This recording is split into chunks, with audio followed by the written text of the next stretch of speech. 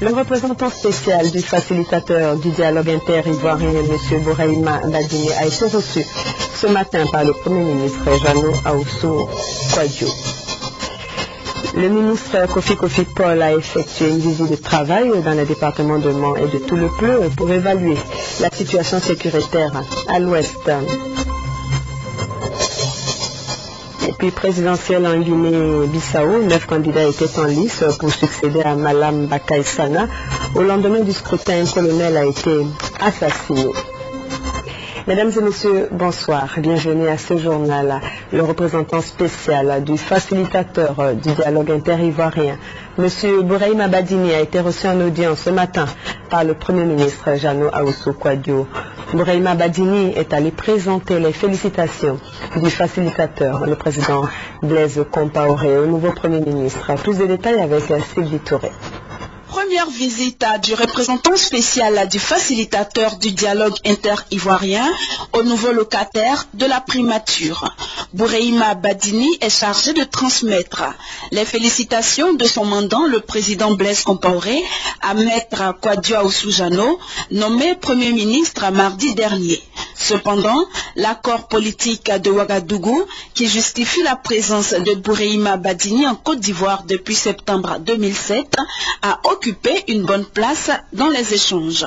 Cet accord politique était fait pour durer 10 mois. Malheureusement, avec toutes les péripéties et les contraintes du processus, nous en sommes arrivés à pratiquement 4 ans. Donc nous sommes venus lui faire le point. Nous avons demandé à ce qu'il y ait un dialogue politique dynamique républicain qui puisse amener tous les partis politiques à adhérer à ce programme de sortie de crise, surtout à ce programme qui a été bâti par le président de la République, Alassane Dramane Ouattara. L'essentiel, c'est de poser les bases et de voir quels sont ceux qui sont tout à fait volontaires pour accompagner donc le processus.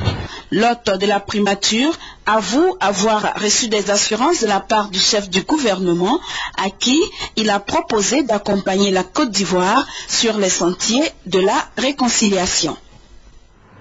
Direction Bouaké, où l'insécurité grandissante a amené les autorités ivoiriennes à prendre certaines mesures. Les forces de défense de la ville se sont engagées à lutter contre la criminalité et le grand banditisme.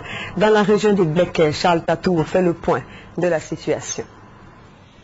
Réputée dans l'insécurité parmi les villes de l'intérieur, Bouaké, deuxième capitale économique du pays, voit sa situation sécuritaire s'améliorer ces derniers jours. Les braquages en pleine ville et le phénomène de coupeurs de route ont un peu diminué. Et l'on constate un retour massif et progressif des populations, traduisant ainsi la reprise de la normalité de la vie quelques mois après l'arrivée de tous les fonctionnaires et agents des services de l'État. Les nouvelles que nous attendons au niveau d'Abidjan et le peu de temps que j'ai passé à Bouaké, je pense qu'il y a une amélioration. On parlait des agressions, mais je me suis promené jusqu'à 22 h, je n'ai pas été agressé. Tous les jours, on entend des choses qui ne nous rassurent pas. Là, maintenant, on a besoin d'être rassuré. C'est le mot où il faut qu'on soit rassuré. Cette quiétude est à l'actif des forces de l'ordre déployées dans la ville. À l'occasion de la rencontre annuelle des directeurs et chefs de service de Bouaké, rencontre tenue à la salle de conférence du CHU de Bouaké, le préfet de police de la région de Bléké, le commissaire divisionnaire Nguessan Kona Michel, a fait le bilan sécuritaire de sa zone de compétence. Un bilan effrayant mais encourageant vu les derniers résultats des actions menées par les éléments des forces de l'ordre contre la criminalité galopante dans la région. Plusieurs bandits tués pour le mois en cours et 9 individus arrêtés avec pistolet, dont 4 braqueurs et des armes saisies et déposées à la police. Cela a été possible grâce à la phase 2 des stratégies de la police locale appuyée par les forces spéciales de sécurisation du pays, notamment la police militaire. Avec l'arrivée de la police militaire qui disposait de quelques véhicules, d'armement nécessaire et d'hommes qualifiés, ce travail-là a commencé à se faire. Les week-ends, les maquis et restaurants de la ville de Bouaké grouillent de monde. On peut donc le dire, la vie a repris à Bouaké et la sécurité y est. La journée internationale de la francophonie est célébrée demain, mardi 20 mars. Nous vous proposons le message du gouvernement délivré par le ministre Bandama Maurice, ministre de la Culture et de la francophonie. Célébration ce mardi 20 mars de la journée internationale de la francophonie. En Côte d'Ivoire, le thème national de ces journées, intitulé « Cohésion nationale, paix et développement », prend en compte les aspirations de tous les Ivoiriens et de toute la communauté francophone de communier dans un pays à présent réunifié. Approuvé par le ministre de la Culture et de la francophonie, Maurice Kwaku Bandama. C'est un moment fort pour la francophonie qui entend cette année 2012 rappeler à la communauté francophone que le français est une chance. En effet, nous partageons avec plus de 75 pays et près de 200 millions de personnes une langue commune, le français. Une belle langue au service de la solidarité. Savourons cette chance, non pas comme un acquis, mais comme un défi à relever jour après jour, comme un puissant moyen d'action. La situation linguistique particulière de la Côte d'Ivoire fait véritablement du français une chance car il permet à plus d'une soixantaine d'ethnies de se comprendre, favorisant ainsi l'émergence d'une identité culturelle ivoirienne. Au regard des enjeux et des tâches à accomplir, il apparaît indispensable de mobiliser l'ensemble de la communauté et les partenaires institutionnels autour de valeurs d'égalité, de complémentarité et de solidarité qui constituent la devise de la francophonie. Vive la Journée internationale de la francophonie 2012. En économie, on s'intéresse au premier forum international africain des investissements en partenariat public-privé qui va se tenir du 21 au 23 mars. 3 jours de réflexion pour favoriser et accélérer le développement de l'Afrique grâce au partenariat public-privé. Et afin de situer les journalistes sur les enjeux de ce forum, un petit déjeuner de presse a été initié par le Centre de promotion des investissements. Reportage Noël Niagnou. Du 21 au 23 mars 2012, 3 jours, ici à Abidjan, à l'Hôtel d'Ivoire, un cadre de référence pour une rencontre de référence. Le premier forum international africain des investissements en partenariat public et privé, avec une question centrale, comment favoriser et accélérer le développement de l'Afrique par le partenariat public et privé. Le CPC, Centre de promotion des investissements de Côte d'Ivoire, et le Conseil technique opérationnel ont décidé d'aiguiser l'appétit des journalistes nationaux et internationaux à travers un petit déjeuner de presse. Au menu, des moyens intellectuels, des outils pour comprendre et diffuser aisément avant la lettre toutes les subtilités de ces 72 heures de réflexion. À l'occasion de ce forum, le premier résultat attendu, c'est que la Côte d'Ivoire préside le réseau africain des partenariats publics francophones. Et donc c'est vraiment le volet intégration qui va marquer en tout cas ce forum. Le deuxième élément, c'est la manifestation d'intérêt autour de notre potentiel de projet. Le catalogue de projets qui est fait pays par pays offre aux investisseurs toute une panoplie de projets à financer en PPP dans tous les secteurs. Pour la tenue de ce premier forum international, le réseau Afrique francophone des partenariats publics et privés est adossé au gouvernement ivoirien. Il est assis sur les structures de financement multilatéral et bilatéral, AFD, Agence française de développement, Banque mondiale, Banque africaine de développement. Le volet juridique sera l'affaire de l'OADA et l'appui politique de l'Union africaine. Encore un forum, celui-là organisé par le cabinet PKD. Et l'objectif, c'est de créer un partenariat commercial entre les opérateurs chinois et ivoiriens. La promotion des matières premières ivoiriennes et celle de l'investissement auprès des opérateurs économiques étrangers sont entre autres les objectifs du cabinet PKD de Côte d'Ivoire. Le promoteur du cabinet, Pierre Kofi Djemi, veut contribuer à la reconstruction de la Côte d'Ivoire en période post-crise. L'organisation du Forum Pays vise à sensibiliser les hommes d'affaires et chefs d'entreprise de Côte d'Ivoire à partager les expériences chinoises afin d'apporter leur pierre à la relance économique de la Côte d'Ivoire. Les enjeux sont importants. Les enjeux sont d'être réellement cette Côte d'Ivoire pays émergent de participer nous en tant qu'acteurs privés à notre développement. La vision est partagée par les séminaristes et ils affichent leur volonté à accompagner l'initiative du cabinet PKD dans l'intérêt du développement de la Côte d'Ivoire. Le développement se fera aussi par l'investissement des jeunes. Regardez toute cette jeunesse en Côte d'Ivoire, dont on a besoin de la mobiliser, de la rassembler aujourd'hui pour participer au développement, le développement dont ont tant besoin les familles. Aller au village, le développement, il est nécessaire et indispensable. Un autre forum est prévu du 23 au 27 avril 2012 prochain à Shanghai, en Chine. Il verra la participation de plusieurs entreprises et autorités administratives ivoiriennes. Le président du Conseil économique et social, Marcel Zadikessi, fera partie de la délégation ivoirienne. Il y aura à cette occasion des échanges d'expériences dans le domaine des affaires et le renforcement des liens de coopération technique et commerciale pour un partenariat durable entre la Côte d'Ivoire et la Chine.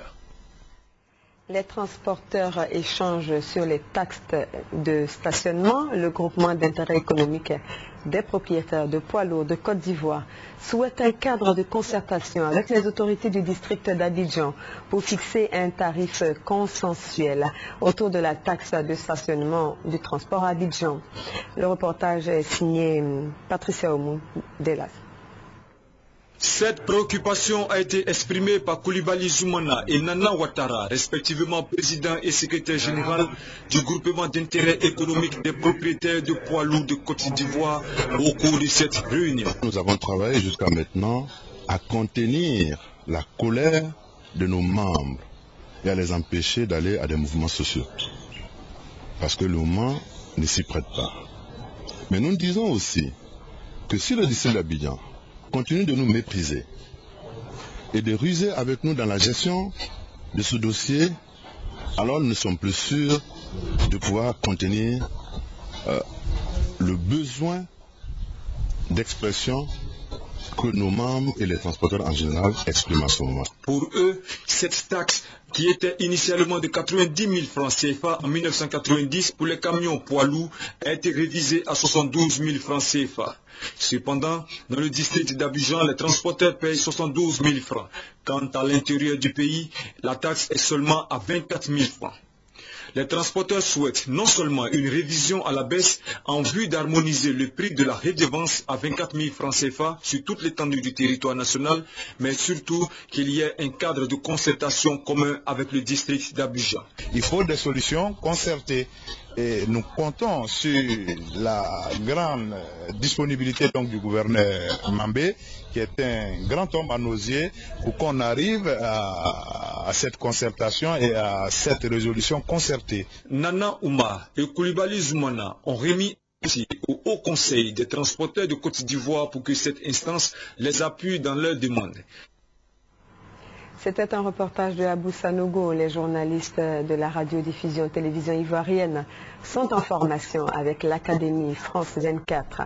Au total, 68 stagiaires seront formés sur une durée de 22 semaines. Il s'agit de renforcer les capacités des journalistes pour faire face à la concurrence et offrir aux Ivoiriens une télévision et une radio de qualité. Compte rendu Edouard Delazer, commentaire Thérèse Debouy. 68 stagiaires de la radiodiffusion télévision ivoirienne, RTI, vont recevoir la formation de l'Académie France 24. Cette formation va durer 22 semaines et concerne les journalistes présentateurs, les reporters et les journalistes du web. L'initiative est du ministre de la Communication, Diakité Koti Suleiman, et les responsables de la RTI. Elle vise à renforcer les capacités des journalistes afin de faire face à la concurrence qui s'annonce pour bientôt dans l'espace audiovisuel ivoirien. Notre credo, c'est la relance sans délai des programmes de formation et de recyclage de tous les acteurs qui animent au quotidien nos médias, aussi bien dans l'audiovisuel que dans la presse écrite, publique et privée. Et ne doutons pas un seul instant que les experts qui vont nous gratifier leur savoir et surtout leur savoir-faire sauront répondre à toutes nos attentes. Des attentes légitimes qui intéressent la corporation dans ce contexte post-crise caractérisé par la grande aspiration de nos populations à une paix durable. Pour le directeur général de la RTI, Akasaye Lazare, le dynamisme d'un journaliste passe obligatoirement par une bonne formation. Selon lui, cette formation va permettre aux stagiaires de rendre plus efficacement l'information tant attendue par les téléspectateurs et auditeurs des chaînes radio et télévision nationales. Se former pour mieux informer, ce slogan de l'Académie RFI France 24 MCD traduit bien nos ambitions. Nous devons oser et entreprendre des actions susceptibles de garder la qualité dans toutes nos prestations. Merci à l'Académie France 24, RFI, MCD pour vos appuis précieux. À vous, chers collaborateurs, qui avez été retenus pour ce programme de formation, nous nous recommandons surtout l'assiduité, la discipline et une participation active. Antoine Comeri, directeur de l'Académie France 24, s'est réjoui de la confiance placée en leur structure pour le transfert de compétences.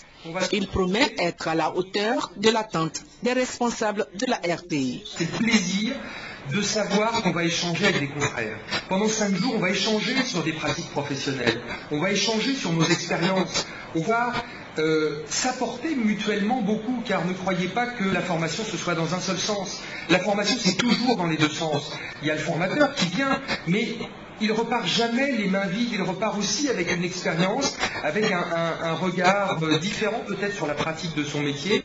À la fin de la formation, les stagiaires vont être plus aptes à fournir aux Ivoiriens des prestations de qualité, comme le promet le directeur général de la radio-diffusion télévision ivoirienne, Akasaye Lazare. En prélude à la visite d'État du président de la République à l'ouest et après la mise en place du bataillon de sécurisation de l'ouest du pays, le ministre auprès du président de la République chargé de la Défense a effectué en fin de semaine dernière une visite de travail dans les départements de Mans et de Toulepleu. Paul Kofi est allé faire le constat de la situation sécuritaire dans ces régions frontalières de la Guinée et du Libéria. Abou Sanogo. À Mans, où est basé le poste de commandement du bataillon de sécurisation de l'Ouest, le ministre auprès du président de la République chargé de la Défense a eu des échanges avec les autorités locales pour avoir une vue générale de la situation sécuritaire dans ce département. Cap a été ensuite mis sur tous les plus. Sur tout le trajet de Mans à Toulepleu, en passant par Danandi, Zouaounié et Benoumié, Paul Kofi a salué et félicité ces hommes qui veillent au quotidien sur la sécurité des populations de l'ouest de la Côte d'Ivoire.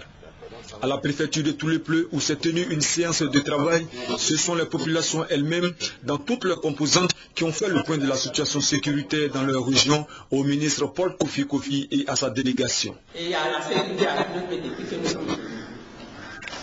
entre nous et les jeunes FSI, il n'y a rien de tel. On n'a jamais entendu ici qu'un FSI a tapé quelqu'un, a frappé quelqu'un comme on entend dans les autres régions. Vraiment, c'est la sécurité. Et nous souhaitons que tout le monde revienne à tous les pays.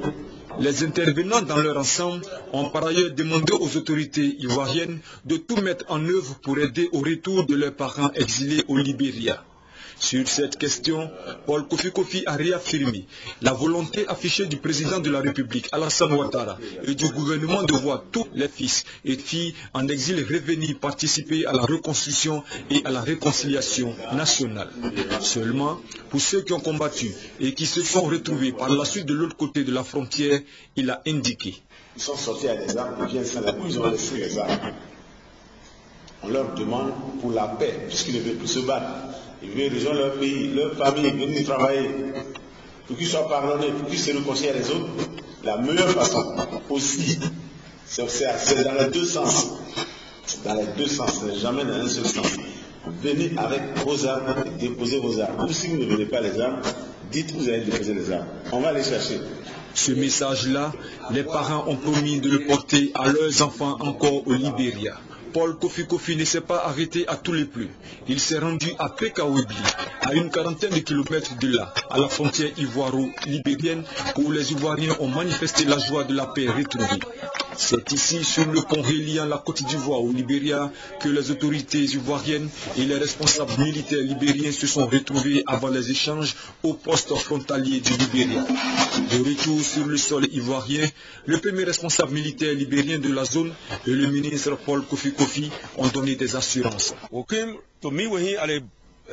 Puis le président Foufouet et le président Topman se sont rencontrés ici sur ce même pont en 1960 pour sceller l'union et la fraternité entre les deux peuples. Et cette union doit continuer, et elle continue. Entre le Libéria et la Côte d'Ivoire, il n'y a aucun problème, aucun nuage. Les deux pays vivent en paix, les populations doivent se sentir en paix. La Côte d'Ivoire et le Libéria sont en paix. Donc les Ivoiriens peuvent le constater à travers cette image qui ne souffre d'aucune ambiguïté. On le voit, la Côte d'Ivoire et le Libéria sont déterminés à renforcer leur coopération militaire pour préserver la paix et la stabilité dans les deux pays. On parle maintenant de réinsertion. 5000 jeunes ont été réinsérés dans le district d'Abidjan à la faveur de la mise en place du projet d'assistance post-conflit. 4 mois après, c'est l'ouest de la Côte d'Ivoire qui va bénéficier de ce projet d'urgence. L'objectif du PAPC étant d'améliorer les opportunités économiques, l'accès aux services sociaux des communautés et des individus affectés par la crise. Le coordonnateur du projet, Philippe Kofi, a procédé au lancement officiel de ce programme. 2000 jeunes à risque et ex-combattants sont concernés. Patricia Oumou pour les détails. Lancement du projet d'assistance post-conflit PAPC dans l'ouest de la Côte d'Ivoire. Le PAPC est un projet du gouvernement ivoirien et financé par l'Association internationale pour le développement du groupe de la Banque mondiale. Il apporte une réponse aux besoins immédiats des populations affectées par la crise. Notre programme de l'ouest se traduira dans les faits par une offre d'emploi et de réinsertion pour 2000 jeunes. La construction des préfectures de Kouébli, Broloquin et Zononien et par environ 150 projets de réactivation communautaire et de cohésion sociale. Parlant du vivre ensemble, le président de la CDVR, Charles Konambani, a demandé aux populations de l'Ouest d'enterrer la hache de guerre. Il faut donc accepter de reconstruire et réhabiliter de toute urgence si l'on veut donner une chance à la réconciliation et à la paix. Le ministre des ex-combattants et des victimes de guerre, Mathieu Babo Daré, est revenu sur la nécessité des ex-combattants d'apprendre un métier. Le présent projet vise donc à réinsérer ces 1000 ex-combattants de l'Ouest par vague de 500 à travers la formation et le financement des projets que les bénéficiaires ont eux-mêmes librement choisis. Voir les ex-belligérants d'hier être formés et travailler ensemble constitue indubitablement un élément catalyseur du vivre ensemble dans le reste de la population. Le projet d'assistance post-conflit PAPC est placé sous la tutelle du cabinet du Premier ministre. Il prend en compte la réinsertion économique, l'appui au processus d'identification nationale, la réhabilitation communautaire et la restauration de l'autorité. Cette excellente nouvelle pour les fonctionnaires redéployés. Ils passent à la caisse. Ce règlement fait suite à leur mouvement de grève. Le gouvernement avait promis le versement des arriérés de primes d'installation et d'incitation. Eh bien, c'est chose faite. C'est ce que nous dit Charles Tatou. L'opération de paiement de primes des redéployés de l'administration a démarré dans la région de Béké. Plus de 2000 fonctionnaires et agents de l'État de la région concernés par cette opération convergent vers les services du Trésor de la ville de Bouaké. Aujourd'hui, l'argent ne suffit pas. C'est une somme qui est déjà consommée. On va faire face au trou qui existe. Disons, Monsieur le Président, il y a déjà des projets de dédouanement de motos et autres.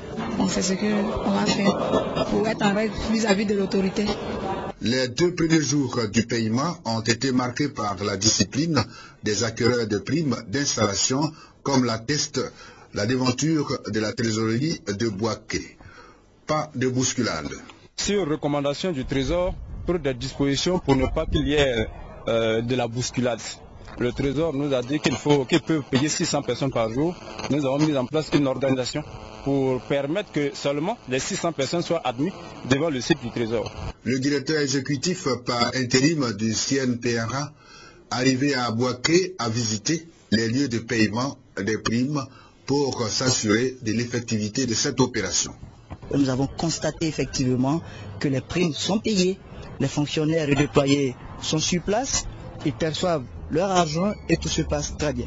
Je voudrais lancer cet appel et demander aux fonctionnaires de toute la zone CNO concernée par les primes de savoir raison garder, d'éviter la perturbation ou la rupture du service public et de se dire que l'État a pris des engagements, ces engagements seront tenus. L'opération de paiement des primes d'installation des fonctionnaires redéployés dans la région de Bouaké va s'étendre sur 2 semaines. Voilà, les enseignants volontaires de Bouaké ont également levé leur mot d'ordre de grève et ce après 3 jours d'arrêt de travail. La situation s'est décantée après une rencontre avec la ministre de l'Éducation nationale, Kandia Camara. Reportage Charles Niaoré. La grève du mouvement des enseignants volontaires de Côte d'Ivoire, MELSI, qui a duré 72 heures, a, selon les responsables de l'organisation, porté fruit. C'est ce qui ressort de l'Assemblée générale extraordinaire de MELSI, tenue à Bouaké. Elle se tient à la suite d'une rencontre le vendredi 16 mars 2012 à Abidjan entre les leaders du mouvement avec la ministre de l'Éducation nationale, Kandia Camara, et le directeur de cabinet du ministre de la fonction publique. À vrai dire, il y a des points qui sont réglés parce que les points que nous avons posés, il y a la question des 74 dont la question n'a pas encore été réglée, il y a la question de ceux qui n'ont pas encore reçu les primes, il y a la question de première prise de service et puis bon, il y a la question des matricules. Dieu merci, Madame la ministre et le ministre de la fonction publique ont usé de tous leurs pouvoirs. Aujourd'hui, nous avons le reste des matricules que nous avons affichés là derrière nous. Et puis bon, pour les autres questions, ils sont en train de les régler. Il y en a qui sont déjà finis, il y en a qui vont finir d'ici très peu. Lundi, nous demandons à tous les camarades d'être à leur poste à 6h30. Il faut que chacun soit devant sa salle de classe. Parce que nous avons pris la craie depuis le 19 septembre, c'était pour sauver l'école. Nous n'allons pas nous détourner justement de cet objectif. Et donc nous avons demandé à tous nos camarades dès le lundi d'être à leur poste, de sorte à ce que les enfants puissent bénéficier du savoir. Espérons que les différentes parties respecteront leurs engagements pour éviter à l'école ivoirienne un autre blocage. Le lycée moderne Garçon de Bingerville a inauguré vendredi dernier sa salle multimédia. Cette salle équipée de 15 ordinateurs est un don de la Fondation MTN, un opérateur de téléphonie mobile. Elle permettra aux élèves de faire des recherches pour la préparation des exposés et de mieux étudier sur les sites appropriés. Compte rendu Evelyne Desbazégua. Créé en 1903, le lycée moderne de Garçon de Bingerville n'avait pas jusque-là de salle multimédia. Ce retard technologique vient d'être corrigé par la Fondation MTN avec ce don d'une salle multimédia équipée de 25 ordinateurs, d'une connexion Internet haut débit et d'une imprimante. Cette salle, d'une valeur de 28 millions de francs CFA, va contribuer à l'amélioration des résultats scolaires des 3218 garçons du lycée. Avant, pour faire des recherches, on était obligé de se déplacer. Bon, pour les internes, c'était pas facile, mais comme dorénavant on a ça au sein de l'établissement, bon, cela va faciliter un peu les recherches. Ça va nous aider beaucoup, sur plusieurs plans. D'abord, avec des recherches, on va encore améliorer nos connaissances. Et surtout, être encore informé sur le monde. Ça nous permet de bien travailler en classe, d'avoir les bonnes notes en classe. C'est une joie pour nous d'avoir une salle multimédia dans notre lycée. L'Internet ayant des avantages et des inconvénients, des dispositions ont donc été prises pour empêcher les élèves d'aller sur les sites réservés aux adultes. C'est balisé, ils n'auront pas le loisir d'aller sur tous les sites qui ne sont pas conseillés à l'éducation. Le lycée moderne de Garçon de Bingerville a contribué, il faut le rappeler, à la formation de hauts cadres tels que le général Philippe Mongou, le président de la Chambre de commerce et d'industrie Jean-Louis Billon. La cérémonie officielle du démarrage de la cartographie censitaire pour la collecte du plan d'urgence de production de statistiques de base s'est tenue ce lundi au centre pilote de Port-Boué. La première activité est la cartographie censitaire qui consiste à visiter tous les sites habités du pays. Explication Patricia Omo-Etia. Plan d'urgence de production des statistiques de base PU-PSB. Le but est de combler le vide en informations statistiques. La majorité des données disponibles datent de plus de 3 ans et ne reflètent pas la physionomie actuelle des moyens de production et la situation économique et sociale dans son ensemble. Le plan d'urgence de production des statistiques de base vient pallier cette insuffisance. Il devra permettre de relancer la production statistique et c'est dans une période de moins de 6 mois. Ce projet est conduit par le ministère d'État, ministre du Plan et du Développement. Le plan d'urgence de production des statistiques de base vise à établir pour 2010 et 2011 statistiques fiables dans tous les secteurs d'activité à réaliser